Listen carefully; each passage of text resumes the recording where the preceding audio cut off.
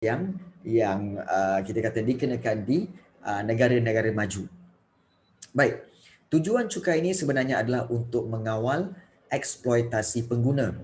Pengenaan cukai akan menambahkan kos pengeluaran pengeluar dan maka jumlah penawaran akan merosot pada pelbagai tingkat harga. Okey, oleh itu kerajaan boleh mengenakan kadar cukai yang tinggi atas barang yang membahayakan kesihatan pengguna. Contohnya minuman keras atau arak dan juga rokok. Cikgu rasa kalau kita pelajar-pelajar ni semua ni adalah Muslim, of course minuman keras tu kita tak pernah belilah, kan?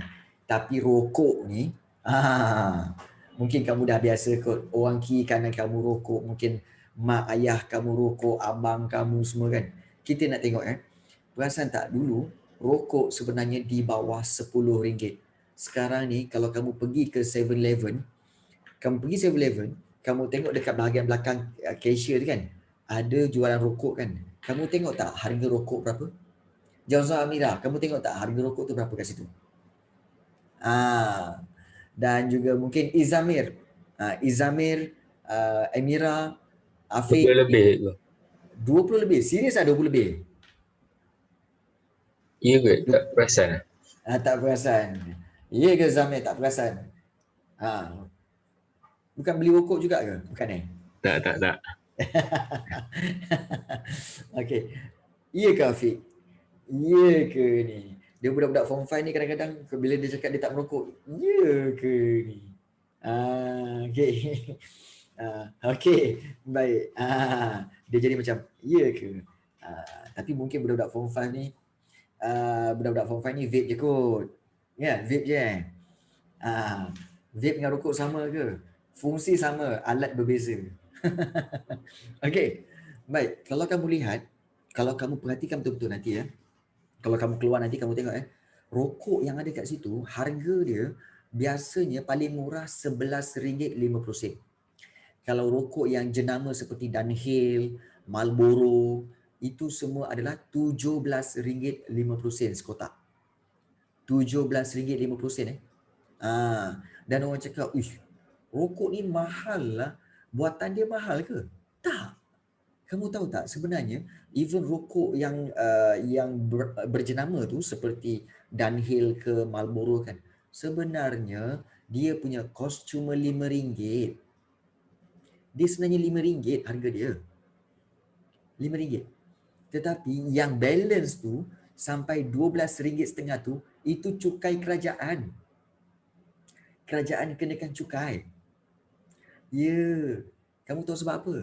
Sebab kerajaan kata apa? Dengan meletakkan harga yang lebih mahal, diharapkan supaya rakyat tidak membeli lagi. Sebab mahal. Jadi rakyat akan berhenti merokok. Rakyat tidak lagi merokok. Ya, tak cukup tu. Itu pun Jauza Mira. Itu niat kerajaan tapi padahal apabila dijual juga kalau kita lihat RM17, RM18. Kalau orang yang esok rokok tu dia tetap beli. Okey. Dan Syimil tanya kenapa dia tak ban aja. Okey. Satu hakikat dia sama macam arak. Negara kita tak menghalang benda-benda tu, cuma dia kena ikut peraturan. Dan rokok juga sama, dia tidak menghalang, cuma kena ikut peraturan dan sebaik-baiknya jangan. Dia macam tu. Jadi kita kena tahu bahawa rokok juga adalah salah satu hasil kutipan cukai yang tinggi bagi kerajaan tahu. Kerajaan dapat cukai yang banyak daripada rokok dan juga daripada arak. Yalah, tapi haram, tapi nak macam mana? Kan? Sebab kerajaan selalu kata apa, bahawa negara kita ni adalah negara yang masyarakat berbilang kaum.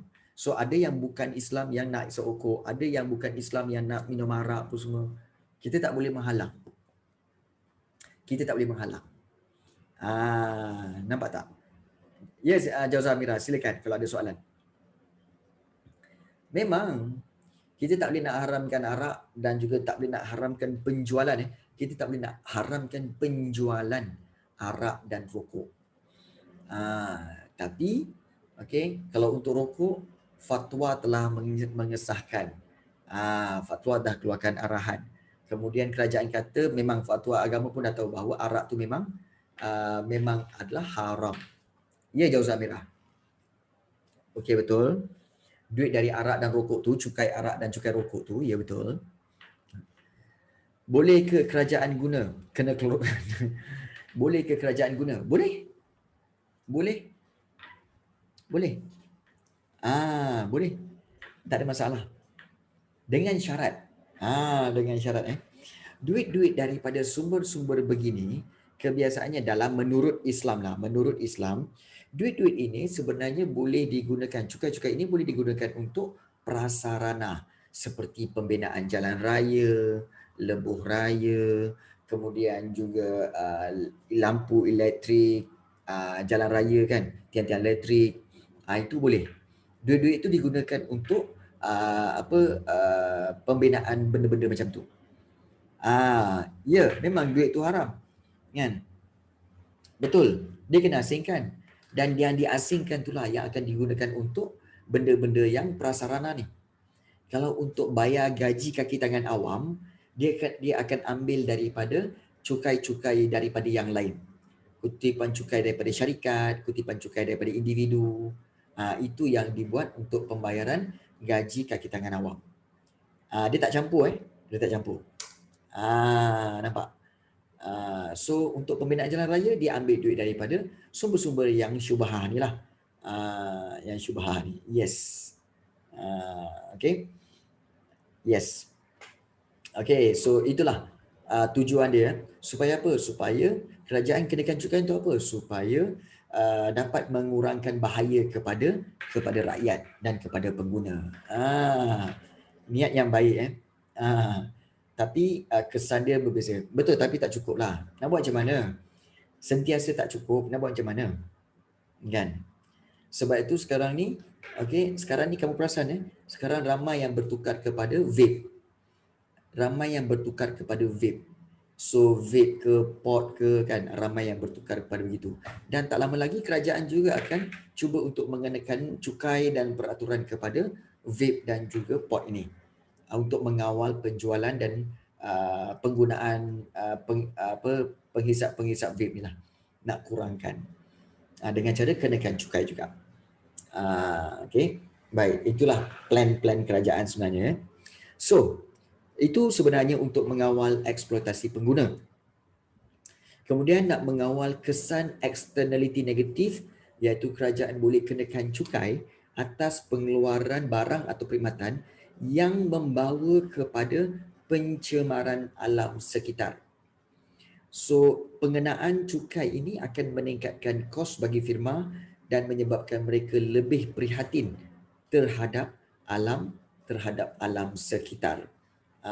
Jadi contohnya barang-barang yang membawa kepada pencemaran alam sekitar seperti pembuatan minyak kelapa sawit. Untuk buat minyak kelapa sawit akan berlaku pencemaran tanah, pencemaran air dan juga pencemaran udara. Siapa pernah pergi ke kilang-kilang kelapa sawit dia akan tahulah. Memang bau busuk, kemudian asap yang banyak. Jadi kerajaan akan kenakan cukai yang tinggi supaya apa? Firma kena invest sedikit supaya tidak mencemarkan alam. Itu kesan untuk mengawal kesan externality negatif. Okey. Di sini ada cukai karbon. Nampak? Cukai karbon merupakan sejenis cukai persekitaran yang dikenakan atas kandungan bahan api, dan cukai karbon yang diamalkan di negara-negara maju ni dilaksanakan dengan ya betul. Kalau kilang minyak wangi baru wangi lah. Kau kenapa Syimir? Kan? Okey. Baik. So kita lihat di sini cukai karbon dilaksanakan dengan mengenakan cukai atas pembakaran bahan-bahan bakar seperti fosil arang batu, minyak seperti gasolin, bahan bakar penerbangan dan gas semula jadi mengikut kadar kandungan karbon masing-masing, dan dasar ini merupakan satu inisiatif untuk mengurangkan pelepasan gas karbon dioksida.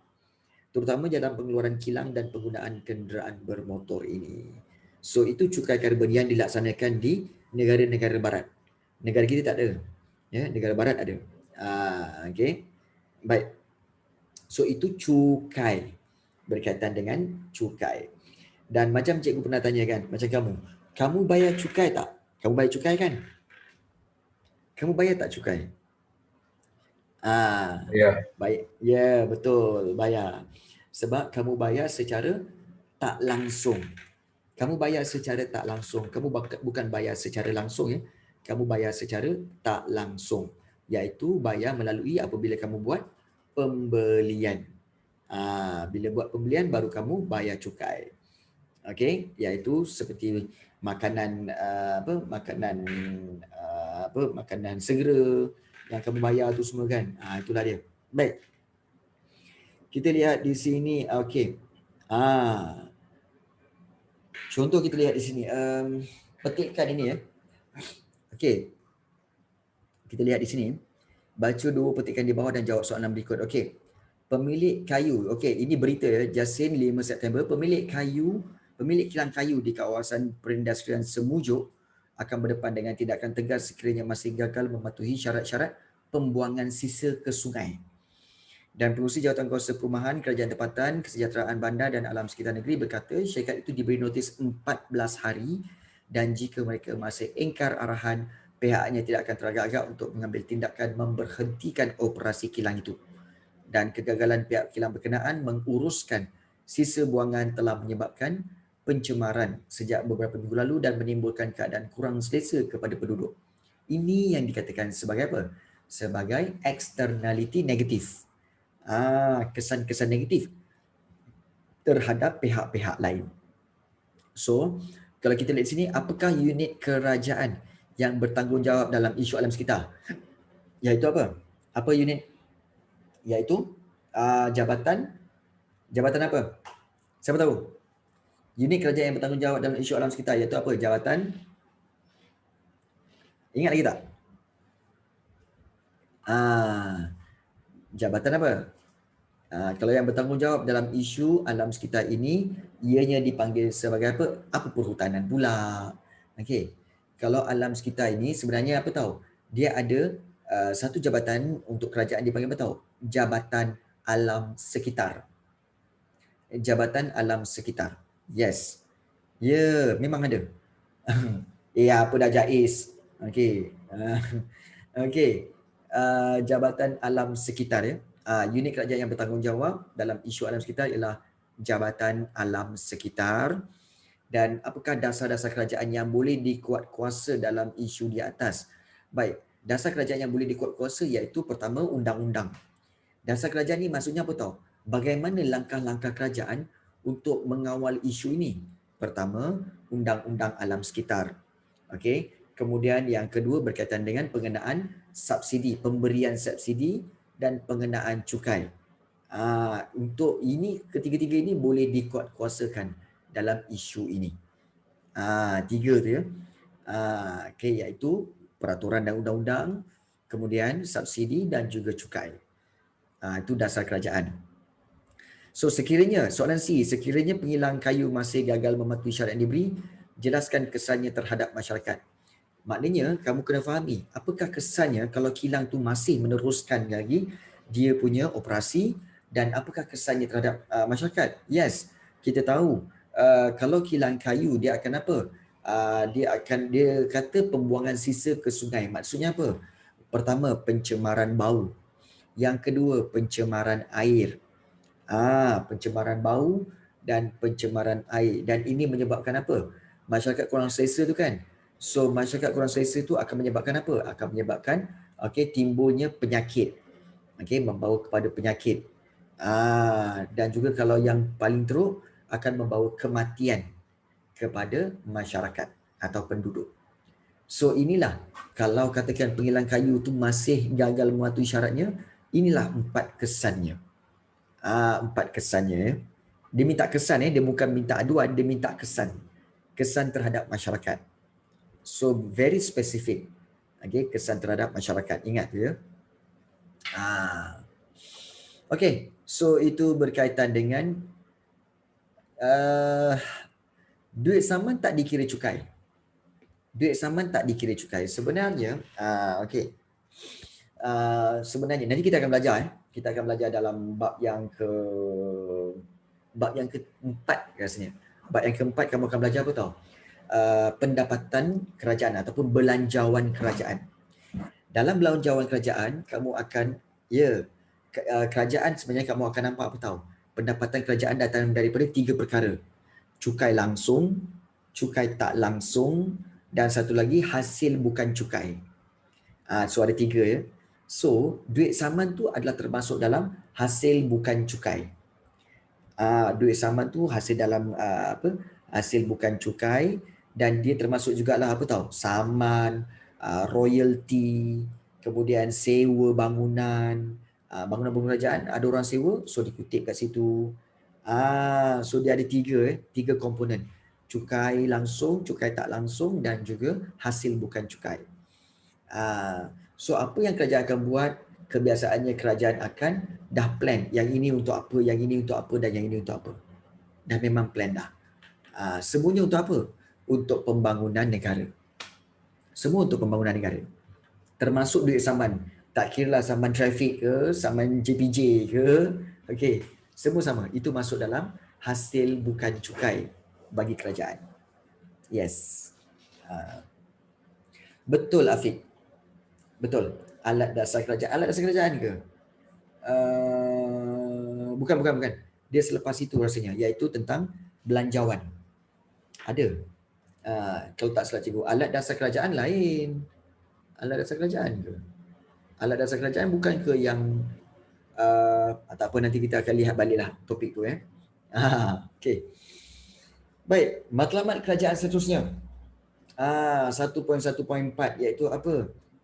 Kalau kita lihat di sini, matlamat kerajaan sebenarnya adalah kesimpulannya adalah untuk menjaga kebajikan masyarakat dan meningkatkan kemakmuran negara. Itu matlamat asal kerajaan.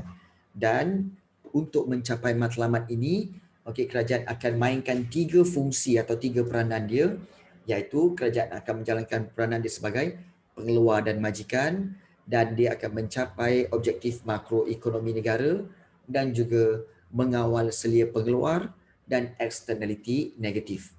Dan 3-3 peranan ini saling berhubung kait antara satu sama lain. Jadi kalau kita lihat di sini inilah gambaran tentang peranan-peranan kerajaan sebagai pengeluar dan majikan. Majikan akan buat apa? Iaitu pertama, dia menggaji pekerja dalam sektor awam. Menggaji ni maknanya apa? Memberi gaji kepada pekerja-pekerja dalam sektor awam, sediakan barang awam dan barang sosial. Dengan ini akan menggalakkan aktiviti pelaburan. Barang awam, barang sosial ni apa? Of course lah. Macam kita cakap barang awam apa? Jalan raya, kemudian lampu-lampu jalan raya situ, kemudian kawasan perumahan, kawasan perindustrian. Jadi daripada situ, kalau kita lihat dengan kawasan-kawasan perindustrian dan adanya jalan raya semua akan menggalakkan aktiviti pelaburan. Iaitu kalau katakan ada orang-orang luar negara datang sini, kami nak buka kilang kat sinilah, contoh nak buka kilang kat sinilah, kemudian dia datang sini, dia tengok negara kita. Oh, jalan raya dia orang memang cantik-cantik dan jalan raya memang sampai ke kawasan tempat kita nak buka kilang ni. Kemudian kerajaan kata apa? Oh, kalau nak buka kilang, bukalah di kawasan zon perindustrian yang kerajaan telah sediakan. Akan dapat pelepasan cukai. Oh, bagus. Nampak tak? Kerajaan dah sediakan barang awam dan barang sosial tu. Jadi ini akan menggalakkan pelaburan untuk ramai-ramai orang masuk sini dan buka kilang di sini. Itu menggalakkan aktiviti pelaburan. Dan dengan itu akan membawa aliran modal masuk ke dalam negara. Nampak tak? Sebab contohnya kalau katakan orang yang buka kilang tu katakan datang daripada Jepun, kan? Hirotoshi Nakata. Katakan Hirotoshi Nakata tu dia nak buka kilang di Shah Alam. Kilang apa? Kilang Nakata. Dia buat apa? Buat mangkuk. Buat mangkuk ayun semua kan. Contoh dia buat mangkuk ayun semua kan. Jadi Dia kata, "Uish, Shah Alam bagus, jalan raya besar, dekat dengan pusat pentadbiran. Kemudian ada kawasan kilang yang bersih, berdekatan dengan kawasan penduduk-penduduk, mudah untuk dapat bekerja." So, ini semua telah disediakan oleh kerajaan. Jadi mudahlah untuk orang-orang Jepun tu bawa masuk duit. Itu modal. Bawa masuk duit daripada Jepun bawa ke sini untuk buka kilang. So itu aliran modal ke dalam negara. Nampak tak? Dia punya hubung kait dia. So dengan fungsi kerajaan sebagai pengeluar dan majikan, maka dia akan membawa kepada fungsi yang kedua kerajaan, iaitu apa? Mencapai objektif makroekonomi negara. Dengan menggaji pekerja-pekerja dalam kaki tangan awam, kemudian menyediakan barang awam dan barang sosial, maka ramai orang akan dapat pekerjaan. Bila semua orang dapat pekerjaan, akan mencapai matlamat guna tenaga penuh. Maknanya apa? Tiada lagi pengangguran. Betul tak? Tiada lagi pengangguran. Nampak tak guna tenaga penuh kat situ? Kemudian juga dengan adanya ramai orang yang bekerja, maka harga barang akan menjadi lebih stabil. Tapi nanti kita akan tengok kat situ ya. Kemudian kita tengok yang ketiga tu, iaitu apa? Bila pelaburan tu masuk banyak, maka ekonomi akan tumbuh. Ekonomi akan tumbuh dan berkembang. Menjadi lebih banyak kegiatan ekonomi dekat Malaysia ni. Dan akibat daripada pelaburan tadi, duit kan bawa masuk daripada Jepun semua kan, maka akan menstabilkan imbangan pembayaran, iaitu imbangan pembayaran import dan ekspor, sebab banyak duit-duit luar negara bawa masuk ke dalam. So balance. So ringgit Malaysia akan bertambah kukuh. Lagi banyak duit luar negara masuk, lagi kukuhlah duit kita. Lagi kukuhlah duit kita. Di situ. Daripada matlamat yang kedua ini, maka kerajaan membawa kepada matlamat yang ketiga, mengawal selia pengeluar dan eksternaliti negatif, iaitu mengawal pengeluar-pengeluar ini dengan cara apa?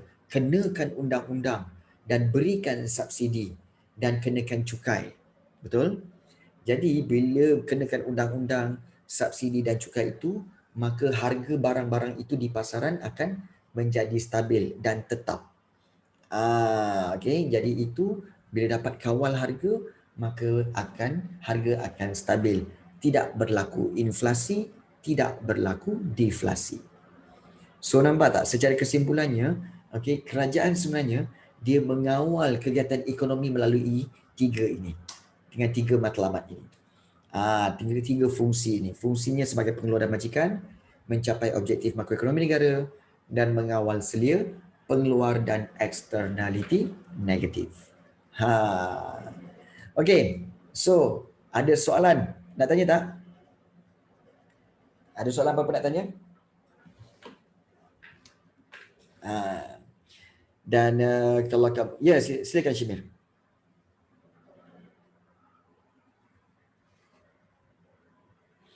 Ya, yang lain-lain Afiq nak tanya, mungkin siapa? Izamir nak tanya apa-apa?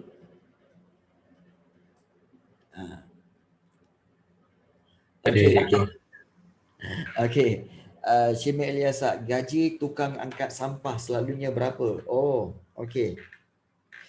Gaji angkat sampah tu yang mana satu? Ni nak tanya yang mana satu? Yang tukang bersihkan, yang penyapu-nyapu sampah tu ke, ataupun yang naik lori ambil sampah dari rumah ke rumah tu letak dalam lori sampah tu? Yang mana satu? Yang naik lori tu. Okey, baik. Sebenarnya, kalau kita lihat kerajaan sebenarnya telah menetapkan gaji minimum gaji minimum kepada seluruh rakyat Malaysia. Gaji minimum seluruh rakyat Malaysia adalah, kalau tak silap cikgu, RM1,100 sebulan.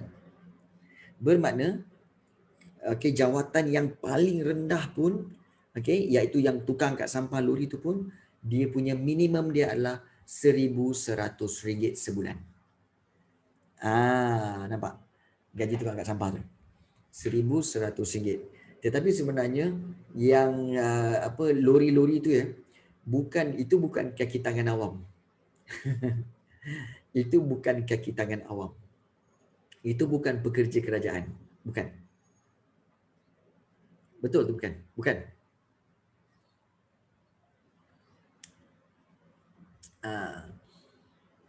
Baik. Okey, cikgu jawab soalan Syimran dulu. Yang naik lori tu sebenarnya dia adalah kontraktor. Sebenarnya contohnya macam MBSA, Majlis Bandaraya Shah Alam. Okey, Majlis Bandaraya Shah Alam adalah majlis tempatan, majlis kerajaan tempatan. Dia akan buka tender untuk mana-mana syarikat yang ada lori sampah dan ada pekerja-pekerja untuk apa? Mengambil sampah di kawasan-kawasan yang telah ditentukan. So, bila habis sahaja, maknanya kalau ada kontrak tu, kalau ada syarikat tu yang ambil, dia dapat tender tu, maka kerajaan akan bayar. Maknanya majlis bandaran tu atau kerajaan akan bayar kepada syarikat tu setiap bulan. Setiap bulan kerana membersihkan kawasan yang telah ditetapkan. So, syarikat itulah yang akan bayar gaji kepada pekerja-pekerja tu. Nampak? Maknanya kontraktor tu adalah kontraktor yang daripada swasta ataupun firma. Okay. Cikgu tahulah sebab cikgu dulu pun adalah seorang kontraktor dan juga syarikat, cikgu ada syarikat sendiri. Sebab tu cikgu tahu. Okay. Soalan Afiq. Macam mana mata wang meningkat? Okay. Mata wang meningkat ni sebenarnya dia punya konsep sama seperti permintaan dan penawaran. Apabila permintaan sesuatu barang itu meningkat, permintaan banyak, apa jadi pada barang tu? Harga dia macam mana? Okay. Macam mana Afiq? Kalau sesuatu barang tu permintaan banyak, so harga dia akan naik kan? Macam tu jugalah mata wang. Betul Syimir? Even though the unpleasant, someone have to do it. Yes. Dan ianya adalah pekerjaan yang halal. Jangan kamu anggap dia haram. Pekerjaan tu halal. Halal. Okey, baik Afiq, betul. Dan kalau kita lihat, kenapa di dunia ni, di zaman sekarang ni, kenapa US dollar permintaan dia tinggi dan US dollar sentiasa diterima di mana-mana. Okey, kerana apa? Kerana semua negara di dunia ni membuat hubungan dagang dengan Amerika. Dan Amerika banyak produk dia. So, bila kita nak beli barang dia, kita kena tukarkan duit kita kepada dolar. Bermakna kita apa? Kita request, kita demand for dollar. Bila kita demand for dollar, bila the whole world demand for dollar, what happen to dollar? Dollar akan, nilai dia akan increase. Yes. Betul. Itulah cara bagaimana nak meningkatkan mata wang. Contoh macam negara kita Malaysia kan. Macam mana kita nak naikkan mata wang negara kita? Kita kena create banyak produk. Kita kena create banyak kegiatan ekonomi. Supaya apa? Orang luar negara demand for our money. Untuk apa? Untuk dapatkan barang kita. So, nilai value mata wang ringgit akan meningkat. Yes. So, Syimir tanya cikgu, macam mana dia orang print duit? Tak pernah tengok Dia ada kilang. Dan kebiasaannya untuk duit Malaysia, kilangnya adalah di kawasan, kata cikgu, di kawasan sebelah UK. Ya, di UK. Tu duit Malaysia. Dia orang print duit Malaysia. Dan dia orang print bukan sesuka hati. Dia ada amount tertentu je. Banyak mana yang boleh dicetak. Kalau cetak terlalu banyak, kalau cetak terlalu banyak, duit akan lebih banyak di pasaran, nilai dia akan jatuh. Sebab tu duit tak boleh di print out terlalu banyak. Dia mesti ada limit. Supaya apa? Supaya nilai dia tak jatuh. Kalau nilai dia jatuh, kita akan jadi macam apa tahu? Macam Zimbabwe. Zimbabwe Inflasi 1000%. Inflasi dia 1000%. Nak dapatkan seketul roti tu, roti satu buku tu, satu buku roti, satu plastik roti gardenia macam tu kan, dia kena bawa satu kereta roda. Yang kereta roda tu yang buat simen tu kan, kereta roda duit berikat-ikat banyak. Itu untuk apa? Untuk dapatkan satu buku roti. Serius, memang serius, betul. Memang betul. Itu yang berlaku di Zimbabwe. Kalau print out dia banyak-banyak, habislah. Nilai akan jatuh. Tak guna duit banyak. Kan? Ya, nak dapat satu buku roti je. Jadi itulah kita kata sesuatu yang menakutkan lah bagi inflasi ni sebenarnya. Ya. Baik. Kita lihat untuk yang ini, analisis hubung kait antara ketiga-tiga peranan kerajaan. Sebenarnya ini cikgu telah terangkan tadi, iaitu bagaimana kerajaan telah peranan kerajaan sebagai majikan, kemudian untuk mencapai objektif pertumbuhan ekonomi, dan inilah penerangan dia lah, sama je seperti mana yang cikgu cakapkan tadi lah. Okay. Baik. Setakat ini untuk soalan untuk bab 1.1 ni, dia masih lagi belum ada pengiraan ya Jauza Mira. Rasanya belum ada pengiraan. Kebanyakan soalan-soalan sebenarnya adalah soalan berkaitan dengan soalan-soalan kebat, soalan-soalan fakta. Okey.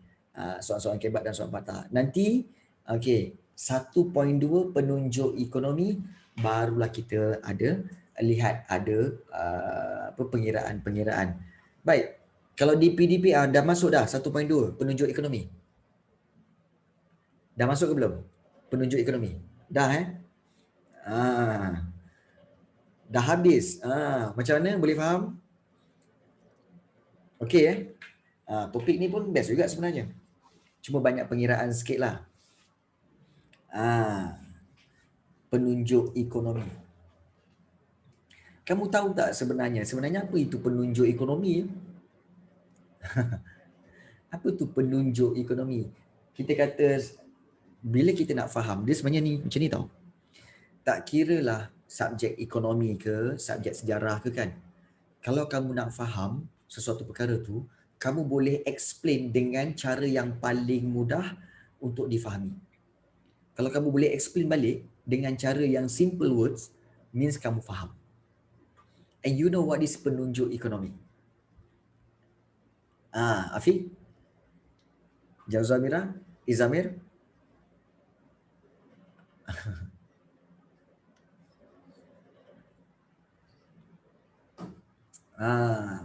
Tak tahu Okey. Ramai yang terdiam sekejap. Apa benda ni ya? Apa benda penunjuk ekonomi? Sebenarnya, okey. Penunjuk ekonomi ni sebenarnya adalah alat-alat. Dia sebenarnya alat ya. Alat untuk mengetahui keadaan ekonomi negara kita. Dia alat untuk mengetahui keadaan ekonomi negara kita. Contoh kalau macam kita manusia, badan. Macam mana kita nak tahu badan kita ni, keadaan badan kita macam mana? Kita akan ambil temperature. Betul, ambil temperature.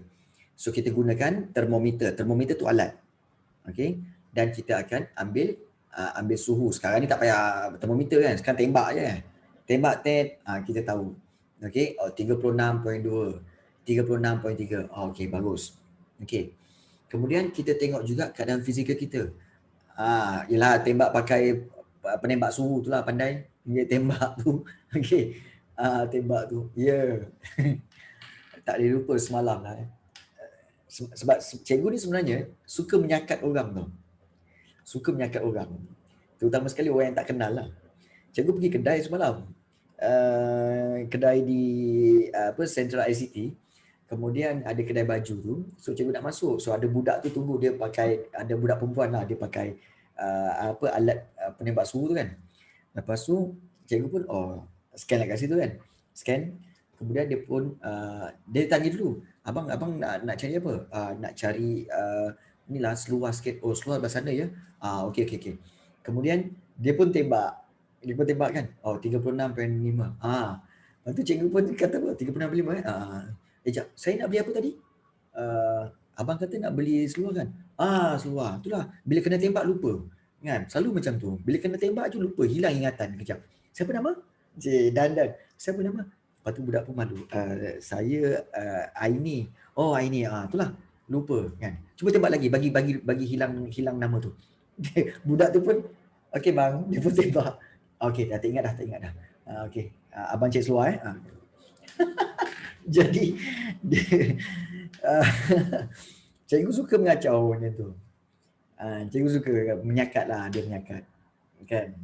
Tapi cikgu rasa cikgu kalau menyakat itu menyakat yang cikgu rasa ia mild lah, ia sederhana compare dengan kawan cikgu kalau menyakat ya Allah. Terutama sekali menyakat akak-akak ataupun perempuan-perempuan yang kat mana tahu dekat Plaza Tol. Kesian. Kalau Plaza Tol tu yang ada tu kan. So bila dia bagi tiket sampai dekat tempat kan, dia bagi tiket kan. So, kemudian perempuan tu ambil, kemudian cakap, oh semuanya RM19 je. Lepas tu yang kawan cikgu akan bagi kan, ingatlah, tangan yang memberi lebih baik daripada tangan yang menerima. Kemudian dia bagi.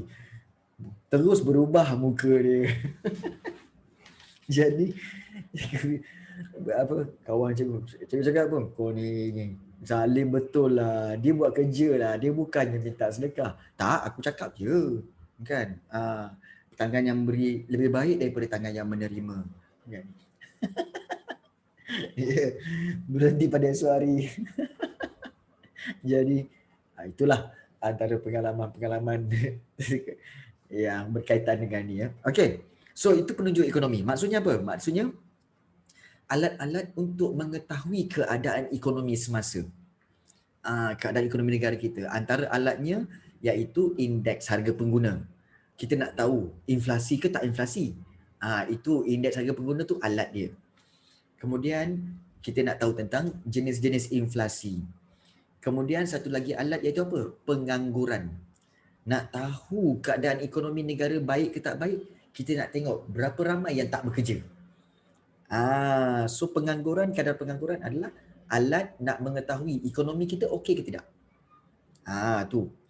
Kemudian kita belajar tentang keluaran dalam negara kasar, KDNK. Berapa banyak production. Keluaran dalam negara kasar ialah production dalam negara ya. So production dalam negara berapa banyak? Makin banyak ke makin sikit? Itu. Okey.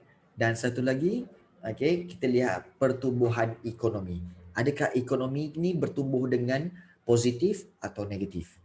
So, 4 alat ini dikatakan sebagai alat untuk menunjukkan keadaan ekonomi negara kita. Sama ada okey ke tak okey. Itu yang dikatakan penunjuk ekonomi. Boleh faham? Dia alat untuk mengetahui keadaan ekonomi. Macam kita sekarang kan. Okey, kamu rasa sekarang ni, zaman sekarang ni, ramai tak kadar pengangguran? Banyak tak kadar pengangguran? Zaman sekarang ni. Banyak tak kes pengangguran? Banyak.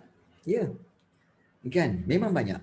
Since COVID-19 tu, sebulan 3 tu kan, dianggarkan sampai 100,000 hingga 200,000 orang 100 hingga 200,000 orang yang menganggur, yang tak ada kerja. Banyak tak kerja apa? Hilang pekerjaan. Dekat mana orang-orang yang terlibat dalam sektor penerbangan, airport, stewardess, habis semua. Okey, tinggal sikit-sikit je. Okey, kemudian yang pengusaha-pengusaha pelancongan, rumah-rumah, chalet-chalet, hotel semua kan, kurangkan orang. Begitu juga banyak kedai-kedai dulu, okey, kedai-kedai pun banyak yang ditutup. MPH dekat Subang Pret sekarang dah tutup. Kedai buku MPH ditutup. Jadi itu petanda apa? Petanda kadar pengangguran meningkat. Bila kadar pengangguran meningkat, kita tahu bahawa apa? Ekonomi kita tak baik. Dalam keadaan tak berapa baik. Nampak tak? Itulah kegunaan penunjuk ekonomi. Okey. Baik. Itu berkaitan dengan tu. Okey, ada soalan nak tanya lain selain daripada itu? Bagus tadi soalan soalan tentang kenapa duit kenapa macam mana nak meningkatkan duit, nilai mata wang dan sebagainya. Bagus. Soalan-soalan yang kita kata soalan-soalan pengetahuan yang kamu ingin tahu. Okey, ada yang lain tak nak tanya? Ada yang tanya apa-apa? Okey. Tiada. Oh, okey. Soalan Shimil lain macam. Kalau cikgu go for unique or trend. Okey. Kalau cikgu cikgu sebenarnya go for unique. Not for trend. Okay. Cikgu go for unique. Why? Because for me kita unik dan kita boleh jadi unik lebih banyak kebaikan dia sebab dengan unik kita boleh jadi trendsetter. Dan kita boleh menjadi benchmark kepada orang lain. Ada lagu. Okay. Okay, yeah. So kenapa Shimil? Okay. Ramai orang ikut trend tapi tak ramai yang ikut tak ramai yang ikut unik. Ya, ramai yang ikut trend tapi tak ramai yang ikut unik sebenarnya. Sebab itu kena ni jugalah kena pandai memilih yang mana unik, yang mana trend. Okey. Kita akan lihat antara soalan-soalan yang pernah keluar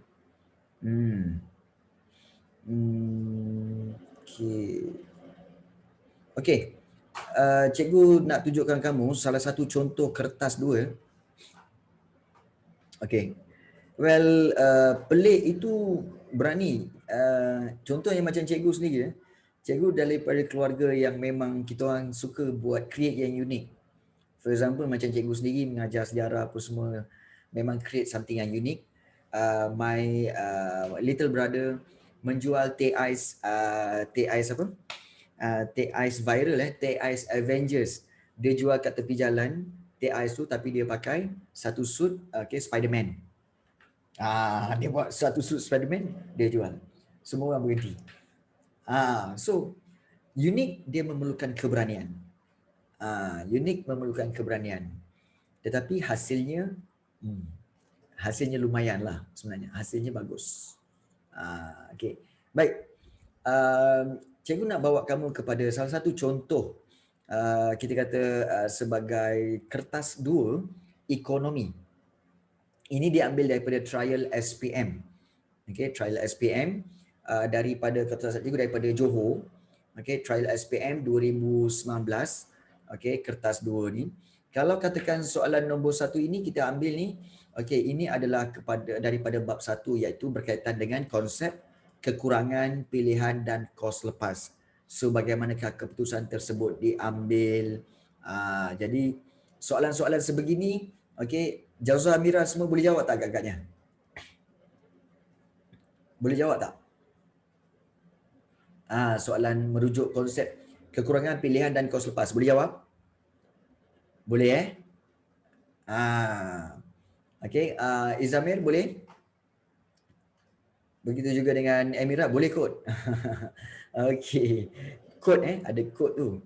4 markah je, kan? 4 markah je. Okey. Sistem ekonomi diamalkan di negara Malaysia dan negara Korea Utara. Wah, ini isu panas ni. Kan? Ini isu panas. Baru je beberapa hari lalu diplomat Korea Utara telah diminta untuk keluar daripada negara kan, daripada Malaysia. So beza sistem ekonomi Malaysia dan negara Korea Utara mudah saja. Okey. So antaranya kalau negara Malaysia adalah berbentuk campuran, manakala Korea Utara adalah sistem ekonomi apa? Korea Utara. Komunis? Bukan. Kita bukan tanya tentang pentadbiran negara, Fik. Kita tanya tentang Korea Utara iaitu apa? Sistem ekonomi apa? Satu jenis je. Apa yang satu jenis je? Dia kan ada 4 jenis ke? Ada 4 sistem ekonomi. Kan ada 4 kan? Ada 4 sistem ekonomi. Ingat lagi tak?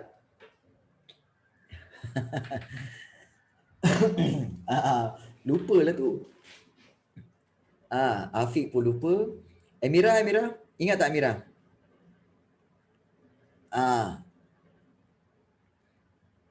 Ke Amira?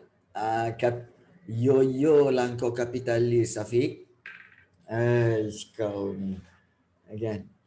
Korea Utara, okey. Korea Utara ialah sistem ekonomi perancangan pusat. Ingat lagi? Perancangan pusat. Dah ingat. Perancangan pusat. Maknanya apa? Perancangan pusat tu sebenarnya bermaksud perancangan kerajaan pusat. Maknanya semua harta tu dimiliki oleh kerajaan. So Korea Utara mengamalkan sistem ekonomi itu. Okay. So itu sistem Korea Utara iaitu perancangan pusat. Ini dua faktor pengurangan permintaan ke atas makanan dalam tin. Okey. Faktor pengurangan permintaan ke atas makanan dalam tin. Okey. Okey.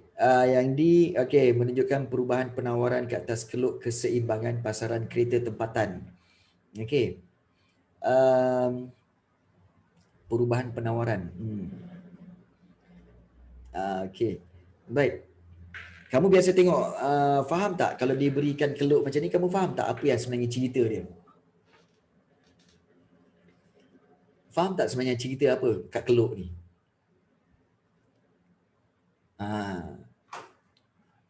Tu nak tahu tu, korang faham ke tak faham? Adalah juga sikit. Jauza, cikgu rasa Jauza boleh jawab ni kan?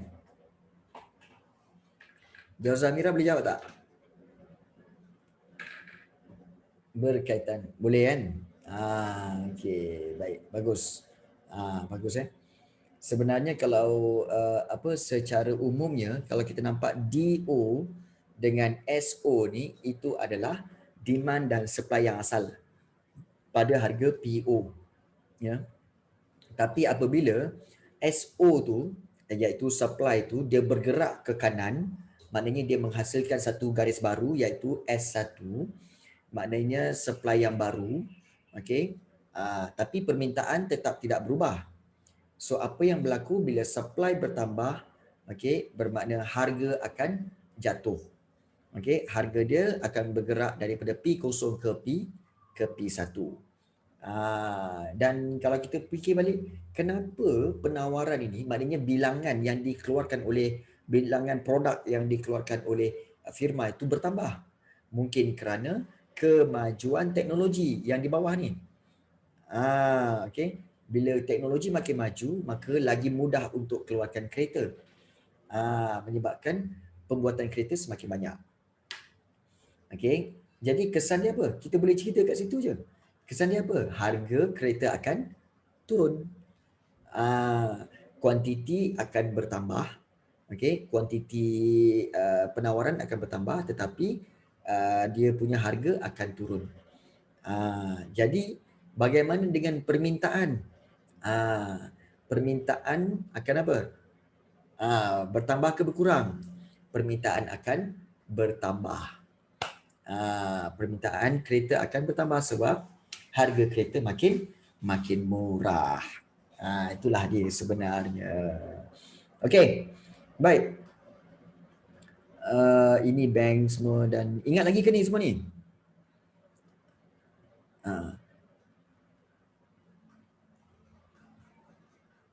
Boleh Okey. Kenapa? Tak, soalan-soalan ni sebab korang rasa susah sebab tak pernah jumpa. Dah jumpa nanti baru senang. Okey. Yang ini 2D ni. Okey. Hubungan antara jumlah kos dan kos marginal. Okey, cikgu nak bagi satu soalan yang sempoi je. Cikgu nak bagi soalan sempoi. Kamu tengok jadual ni. Okey. Tengok jadual ni. So output dia 0, 1, 2, 3, 4, 5, 6 tu. Jumlah kos ialah 100, 150, 190, 210 semua. Dan kos marginal adalah 50, 40 semua ni lah. Okey, cikgu nak tanya satu . Okey. Bagaimana? Apakah formula untuk dapatkan jumlah kos? Apakah formula untuk dapatkan jumlah kos? Ataupun senang cerita kan, jumlah kos, apa campur apa? Apa campur apa dapat jumlah kos? Untung tolak apa dah? Bukan. Lain. Nak tengok korang punya pengetahuan form 4 ni. Emir. Emira. Jap. Apa jap pula? Okey, jumlah kos. Jumlah kos apa campur apa?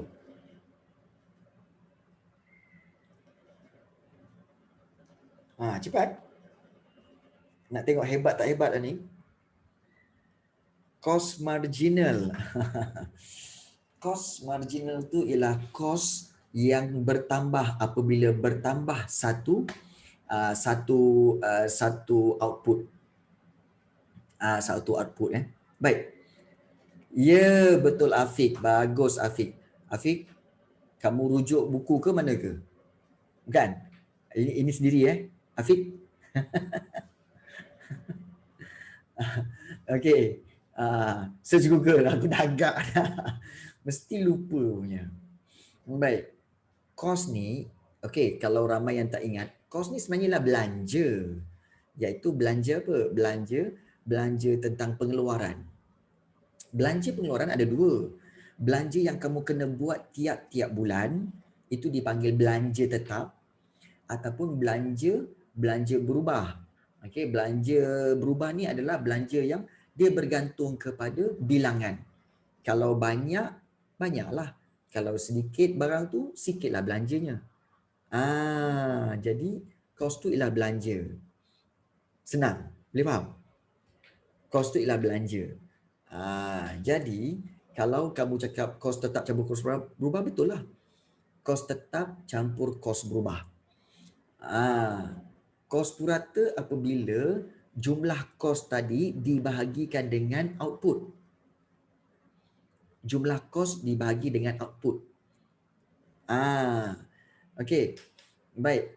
Cikgu nak tanya, okey, dalam jadual sekarang ni, okey, ramai yang tahu kos tetap, kos berubah semua kan? Cikgu nak tanya kamu lah, dalam jadual tu, okey, berapakah jumlah kos tetap? Cuba jawab. Cuba cari berapakah jumlah kos tetap. Tak payah pengiraan sebenarnya, tengok pun dah tahu. Berapakah jumlah kos tetap yang ada dalam jadual tu? Cuba bagi tahu. Cuba bagi tahu.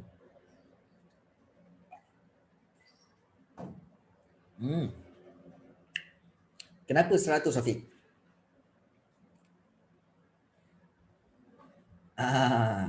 Persoalan dia, kenapa 100? Sebab permulaan kan? Tak. Okey, kamu tengok betul-betul ini cikgu beri penerangan supaya penerangan tambahan lah untuk topik form 4. Kamu bayangkan output kosong. Output tu apa? Output tu produk. Ini mungkin ramai yang tak dapat konsep. Tengok katakanlah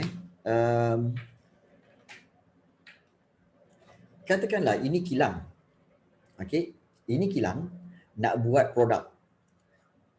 Bahan mentah, buruh, itu semua adalah input. Betul tak? Setuju kan? Bahan mentah, pekerja, mesin, itu semua input. Bila input tu masuk dalam kilang, dia orang proses, kemudian jadi produk. Produk tu dipanggil apa? Output.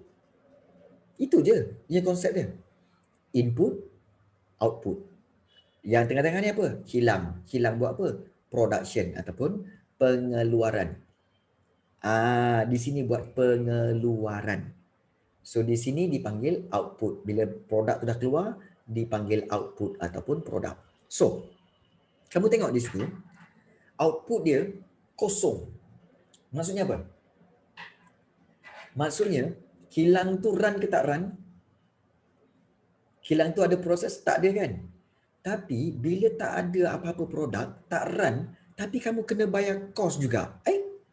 Kena bayar belanja juga. Belanja apa tu? Belanja apa tu? Tak ada produk tapi kena bayar juga. Bayar apa tu? Bayar apa?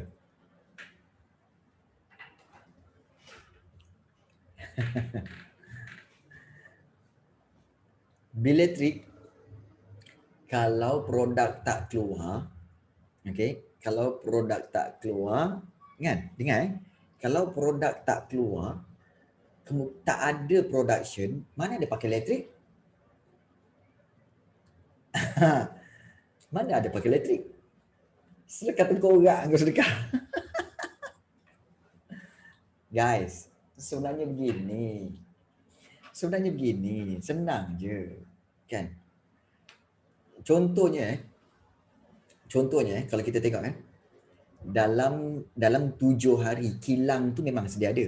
Hari Isnin sampai hari Jumaat dia run. Okey, buat production semua kan.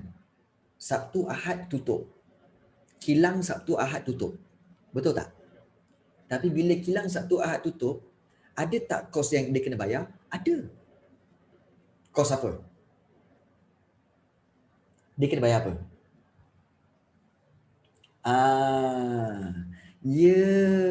Dia kena bayar sewa. Sewa bangunan. Sewa bangunan kan? Sewa kan? Kau tutup ke? Kan? Kau tak jalankan tak run production ke? Sewa kena bayar tak? Bayar. Itulah dia kos tetap. Itulah kos tetap. Kau tutup ke tak tutup ke, kau kena bayar sewa. Sewa tak kurang, tetap sama. Setuju tak? Itulah kos tetap.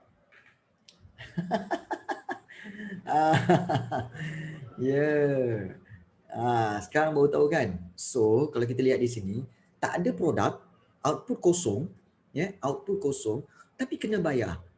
Kena bayar tu apa? Itu sewa lah tu. Bayar sewa. Kan sewa kan adalah kos tetap. Korang buka kilang tu, korang keluarkan produk 10,000 ke, ataupun 5,000 ke, ataupun tak keluar produk langsung ke, sewa tetap 3,000. Tokey Cina, owner kilang cakap, you run ke tak run 3,000 sewa. Satu bulan 3,000. Saya sama mau tutup lah ini kilang pun semua. You mau tutup tak apalah kan, tapi you stay kan. Saya stay. Siapa? Tetap bayar itu 3,000. Itu kos sewa. Dia kos tetap. Boleh faham? Konsep kos tetap tu. Jadi di sini kita dah mention kan 100 tu kos tetap. Kan walaupun tak ada produk. Tapi bila ada satu produk, bermakna dia punya jumlah kos ialah 150. Sekarang bagi tahu cikgu, kos berubah dia berapa? Sekarang bagi tahu cikgu, kos berubah dia berapa? Yes, betul. Bijak. Kenapa 50? Sebab 100 tadi adalah kos tetap. 50 adalah kos berubah. Campurkan jadi jumlah kos 150. Betul, very simple. Bertambahlah, kau kiralah macam mana pun. Okey, sekarang kita tengok Baik, kalau katakan output yang ke-6. Tengok output yang ke-6. Okey, jumlah kos 420. Sekarang bagi tahu cikgu, berapakah dia punya kos berubah? Pandai Afiq. Bagus Afiq. Maknanya apa? Kos berubah 320. Kenapa 320? Sebab kos tetap dia 100. 100 campur 320 jadi 420. Kan? Sebab sifat kos tetap ni, kau keluarkan banyak mana produk pun, still tetap bayar 1,100. Betul. Betul.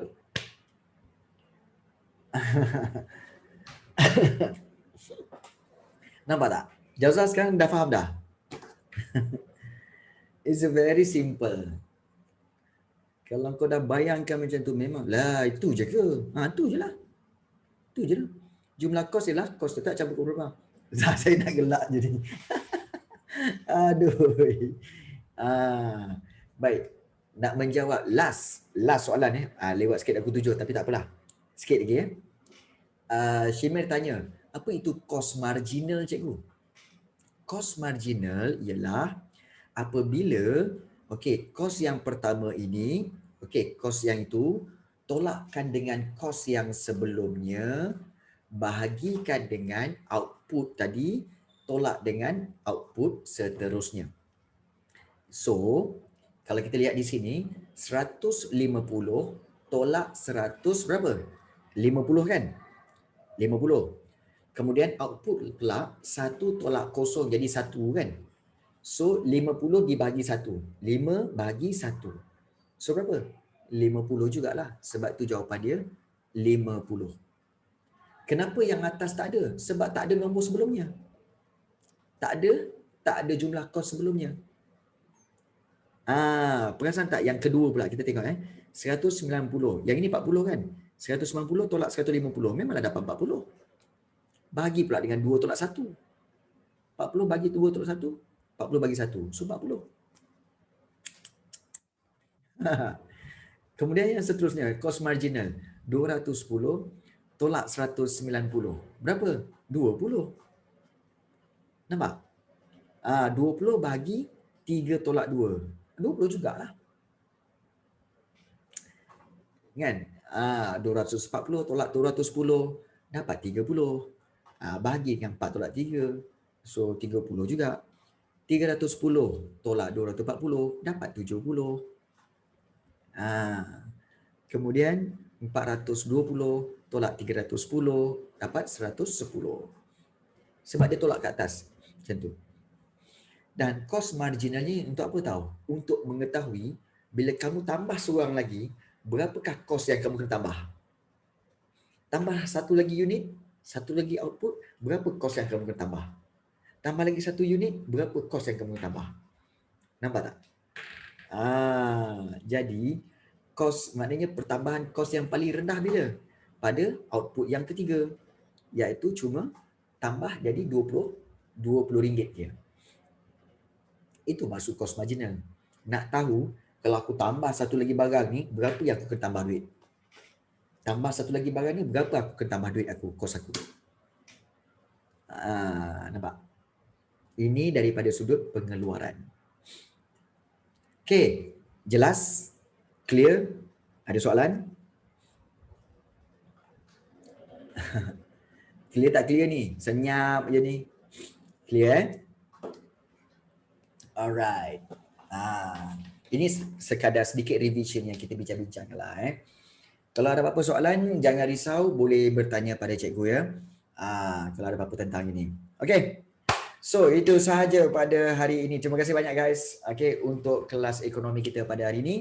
Okay, kita akan jumpa lagi pada bulan April pula. Okay. Jauza Mira. Bye Jauza. Okay. Baik. Assalamualaikum dan ya, sama-sama. Bye. Okay. Okay Mira. Thank you. Okay sama.